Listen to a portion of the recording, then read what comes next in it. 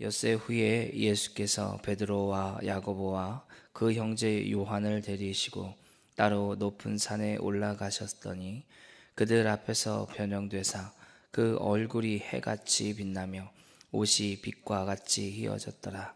그때 모세와 엘리야가 예수와 더불어 말하는 것이 그들에게 보이거늘 베드로가 예수께 여쭈어 이르되 주여, 우리가 여기 있는 것이 좋사오니 만일 주께서 원하시면 내가 여기서 초막 셋을 짓되 하나는 주님을 위하여, 하나는 모세를 위하여, 하나는 엘리야를 위하여 하리이다. 말할 때 호련히 빛난 구름이 그들을 덮으며 구름 속에서 소리가 나서 이르되 이는 내 사랑하는 아들이요 내 기뻐하는 자니 너희는 그의 말을 들으라 하시는지라.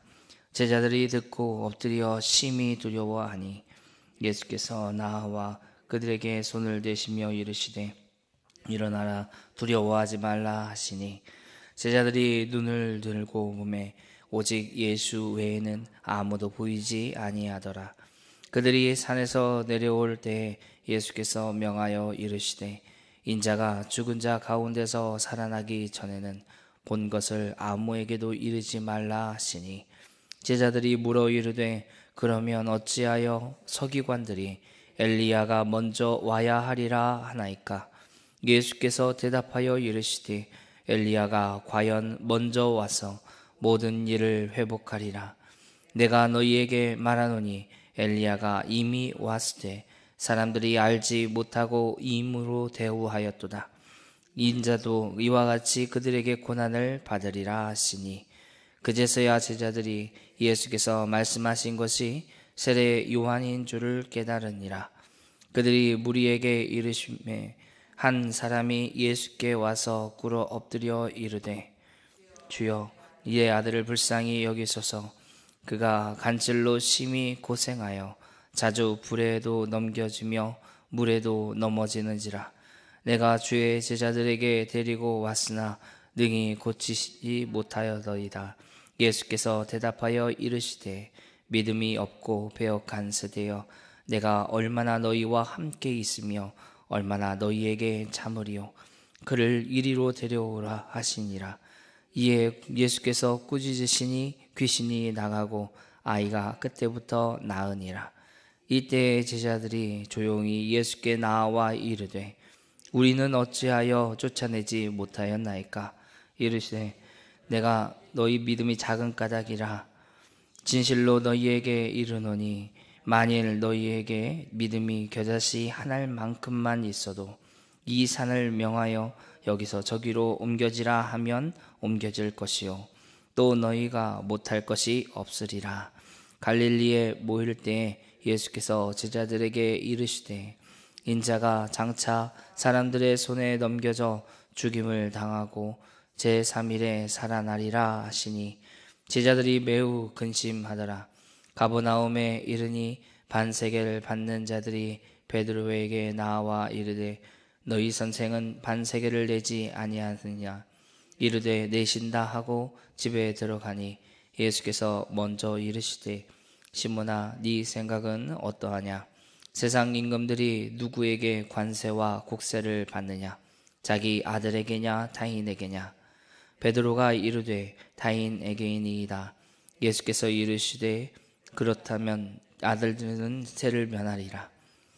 그러나 우리가 그들을 실족하지 않게 하기 위하여 네가 바다에 가서 낚시를 던져 먼저 오르는 고기를 가져 입을 열면 돈 한 세겔을 얻을 것이니 가져다가 나와 너를 위하여 주라 하시니라. 아멘.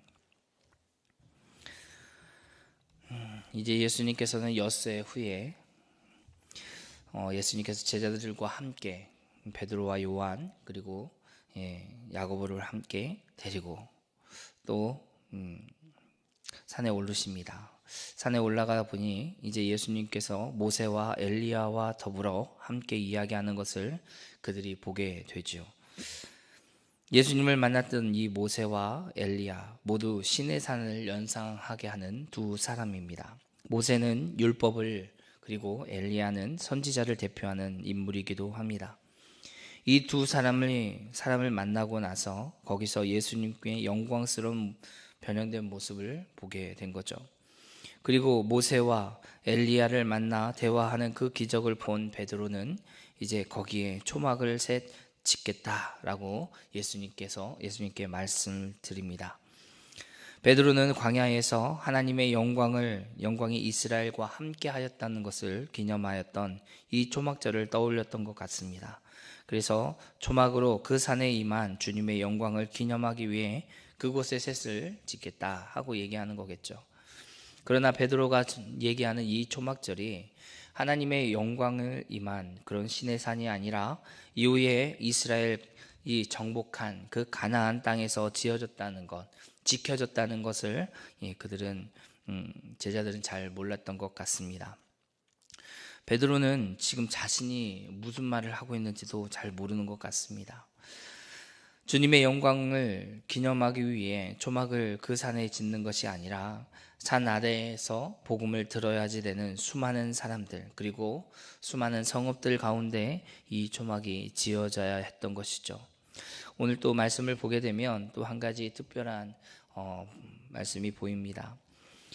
하나님의 음성을 제자들이 듣게 되죠. 이는 내 사랑하는 아들이요 내 기뻐하는 자라, 너희는 그의 말을 들으라 하는 음성을 듣게 됩니다. 그때 제자들의 반응은 심히 두려워하게 됩니다. 그리고 예수님께서 그들을 만지실 때 하시는 말씀도 기억하면 좋겠죠. 두려워 말라.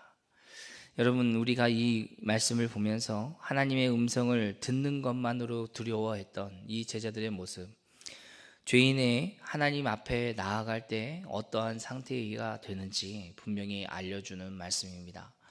죄인된 자가 하나님 앞에 서게 되면 이 죽음으로 인한 두려움이 엄습하게 되는 거죠.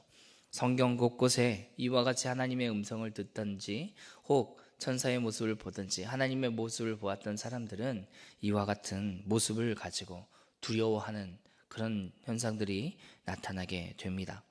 오늘 본문에도 제자들에게 이와 같은 일들이 일어나게 됐죠.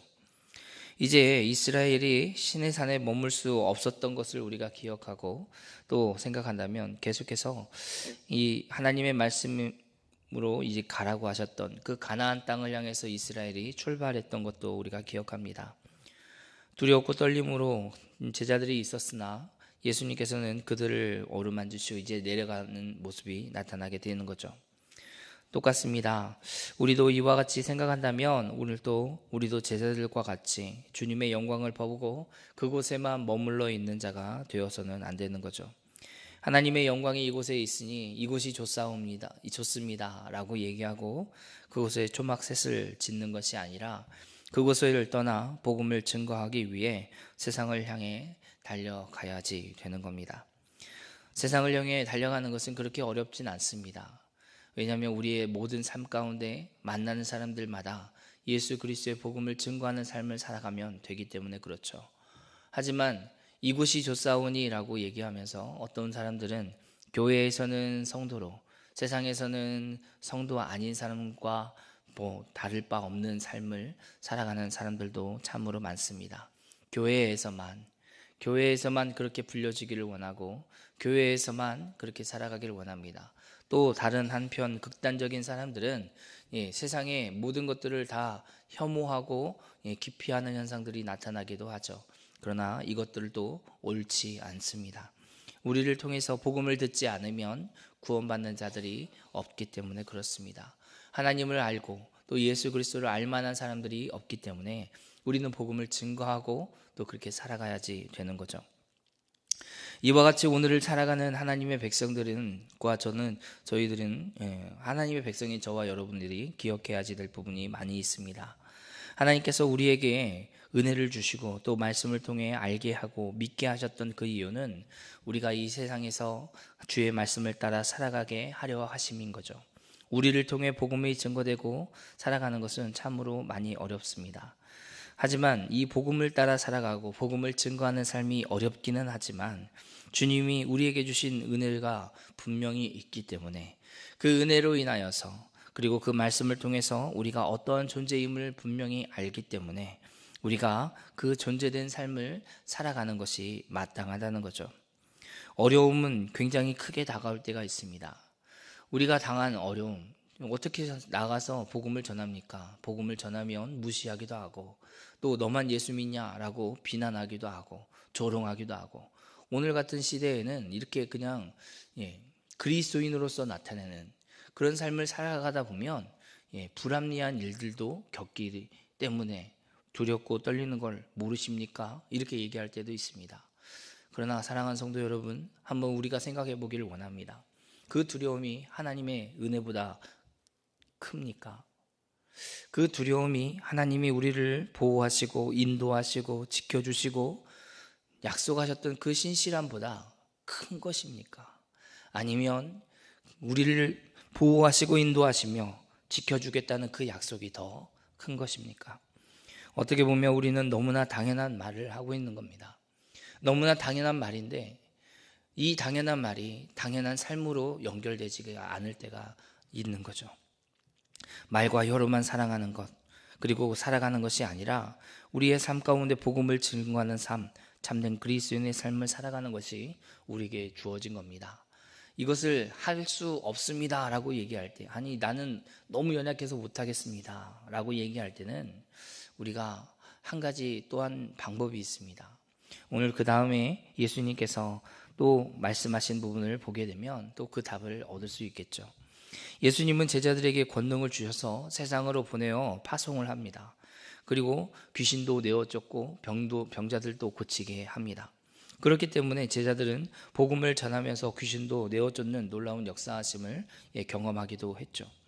그러나 이 예수님이 산에서 내려오기 전까지 등장한 이 한 아이에게 이와 같은 권능이 펼쳐지지 못했습니다. 예수님께서는 그들에게 뭐라고 말씀하시면 믿음이 없는 세대다 라고 책망하십니다. 꾸지람의 대상은 치유에 실패한 제자들에게도 포함이 되었던 거죠. 그리고 예수님은 귀신을 내어쫓고 아이를 고치십니다. 제자들이 조용히 와서 예수님께 여쭤보는 거죠. 왜 우리는 이와 같이 귀신을 내어쫓지 못했습니까? 라고 얘기했을 때 다시 한번 예수님은 그들의 믿음에 대하여 이야기하십니다. 예수님은 제자들이 믿음이 없는 것을 지적하는 것이 아니라 믿음이 연약한 것에 대하여 지적하게 되는 것이죠. 제자들은 이미 귀신을 내어쫓는 능력을 가지고 있었지만 믿음이 약하여서 능력을 나타내지 못했던 것입니다. 어쩌면 제자들은 그 능력을 자신에게 주어진 고유한 것으로 여겼을 것입니다. 그리고 하나님을 의지하는 것보다 이 능력이 있으니까 능력을 10분 발휘하면 되겠다, 내가 명령하면 떠나겠지, 내가 치유하면 고쳐지겠지 라는 그런 일들이 이미 경험상 나타냈던 것이기 때문에 지금도 경험하고 지금도 당연히 그런 줄로 알고 있었던 거죠.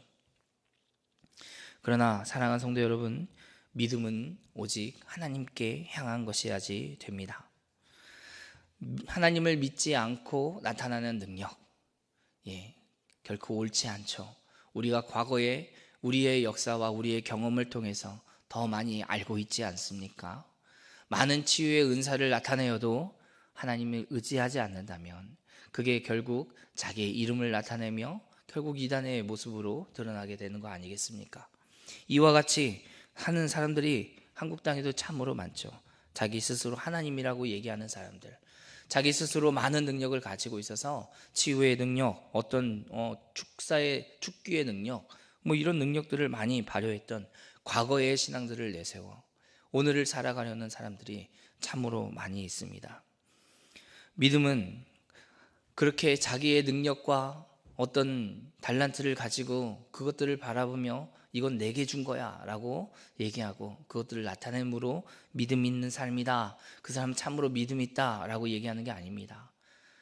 상황이 어찌 됐든지 그 상황이 어떤 상황이 되든지 우리 주변의 상황을 바라보는 것은 믿음이 아니라 오직 하나님만을 바라보는 것이 믿음이라는 거죠.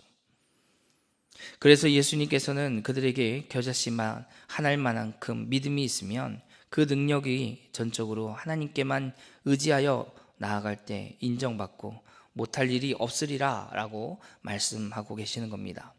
믿음의 근원은 신앙의 연륜이 아닙니다. 이전의 경험도 아닙니다. 그래서 섰다 하는 자는 넘어질까 두려워하라는 말씀을 기억하십시오. 하나님 앞에서 많은 시간 동안 연륜을 가지고 기도하고 예배하고 신앙생활을 해온 사람들이 더더욱 이와 같은 오류에 빠질 때가 있습니다. 그러므로 날마다 우리가 하나님 앞에 겸비하여 서기를 원합니다. 오늘 또 내게 은혜를 더해달라고 기도하는 자가 되기를 원합니다. 과거의 신앙이 아니라, 과거의 믿음이 아니라 우리의 신앙의 어떠함을 바라보고 그 연륜을 가지고 신앙생활하는 것이 아닌 저와 여러분이 되기를 바랍니다. 우리는 예수 그리스도를 믿는 자입니다. 예수님의 인격과 그 사역을 믿는 것이죠. 그리고 그분이 죽은 자 가운데서 살리신 하나님을 믿는 자들입니다. 또 죽은 자 가운데서 살아나신 예수님을 믿는 자들이 바로 저와 여러분이죠. 그러므로 사랑하는 성도 여러분, 우리의 믿음을 자격증같이 여기지 않기를 원합니다. 그리고 이미 얻은 것을 그렇게 여기며 살아가는 자가 되어진다면 오늘 본문에 나오는 제자들과 같은 모습이 되지 않겠습니까? 그러나 오늘 우리에게 말씀으로 우리의 연약한 것을 알게 하신 것과 같이 우리의 믿음도 하나님께서 도우시는 줄 믿습니다. 그러므로 다시 믿음으로 살아가도록 주님을 의지하는 저와 여러분이 되기를 바랍니다.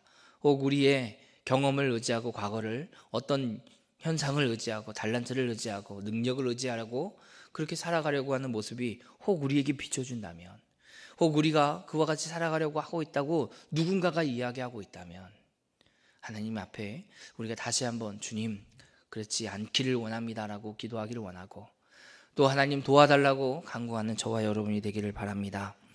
믿는 자에게 나타나는 현상이 있다면 그 중에 하나는 또 기도입니다. 예수님께서 제자들에게 하신 말씀입니다. 하나님의 일을 하는 데에도 믿음과 함께 기도의 삶을 살아가야지 된다라고 말씀하고 있는 거죠. 나는 믿노라 하면서 기도하지 않는 사람이 없다는 겁니다. 믿음과 함께 동시에 나타나는 것은 기도죠. 하나님의 그 놀라운 능력을 의지하고 믿고 살아가는데 기도하지 않는다? 그건 정말 이상한 겁니다. 왜냐고요? 여러분, 우리는 하나님의 말씀에 능력이 있음을 믿습니다. 네, 믿습니다. 그럼 그 능력은 누구로부터 옵니까? 하나님으로부터 오는 거 아닙니까? 그러면 하나님께 간구해야지 되는 게 맞지 않습니까? 말씀에 그 놀라운 역사하심을 66권에 기록된 그 약속의 말씀을 믿습니다. 그렇다면 너는 내게 부르짖으라 하셨던 그 약속도 믿는 거 아닙니까? 그 명령도 믿는 거 아닙니까? 그런데 기도하지 않는다고요? 우리 자세하게 살펴보고 우리 주변에 있는 많은 우리 믿음의 형제 자매들을 권면하기를 원합니다. 너 정말 믿니? 믿음의 자리에 나와서, 예배의 자리에 나와서, 기도의 자리에 나와서 기도하는 자가 되어야지 않겠느냐? 기도하고 모든 일을 시작해야지 되지 않겠느냐? 기도해봤니? 라고 좀 물어보고 그렇게 살아가야 하는 거 아니겠습니까? 우리가 모든 삶 가운데 그렇게 한다면 어떤 회의를 할 때에도, 또 믿음의 공동체 안에서 회의를 할 때에도 기도하면서 시작해야 되는 거 아니겠습니까? 어떤 중요한 문제가 있으면 그 문제를 결정하기 위해서 기도하는 것이 먼저가 아니겠습니까? 그런데 그 모든 일에 기도가 뒷전으로 물려난다면, 물론 여러분 믿지 말라는 말씀이 먼저가 아니라는 얘기가 아닙니다. 하나님의 말씀을 배우고 알면 알수록 기도한다는 거죠. 하나님이 누구신지 알면 알수록 기도할 수밖에 없다는 겁니다. 하나님을 의지할 수밖에 없고 하나님의 은혜를 간구할 수밖에 없는 거죠. 근데 말씀도 배우지 않기에 기도하는 것이 무엇인지도 모르고 말씀을 거부하고 하나님 말씀을 아는 것처럼 여기고 그렇게 흉내를 내고 살아간다 하기 때문에 기도하는 자리에 안 나오는 거 아닌가 심히 걱정될 때가 너무나 많습니다. 그러므로 사랑하는 성도 여러분, 혹 그런 사람들을 보거나 혹 만나거나 그러시면 자꾸 권면해 주시기 바랍니다. 저와 여러분이 오늘 또 이와 같은 말씀으로 그 능력으로 살아가는 이 하루를 하나님 앞에서 믿음으로 살아가는 주의 백성 되시기를 주님의 이름으로 축원합니다. 기도하겠습니다. 사랑의 하나님 감사합니다. 오늘 주께서 우리에게 허락하여 주신 이 말씀을 기억하며 우리가 살아가기를 원합니다. 우리에게도 은혜를 베풀어 주셔서 오늘 또 우리에게 주어진 이 하루 믿음으로 살며 하나님만을 믿고 의지할 뿐 아니라 기도하는 자리에 서게 하여 주시고 또 주께서 보여주시는 모습대로 우리도 주를 따라 살아가는 자 되게 하여 주옵소서. 감사드리며 예수님의 이름으로 기도합니다. 아멘.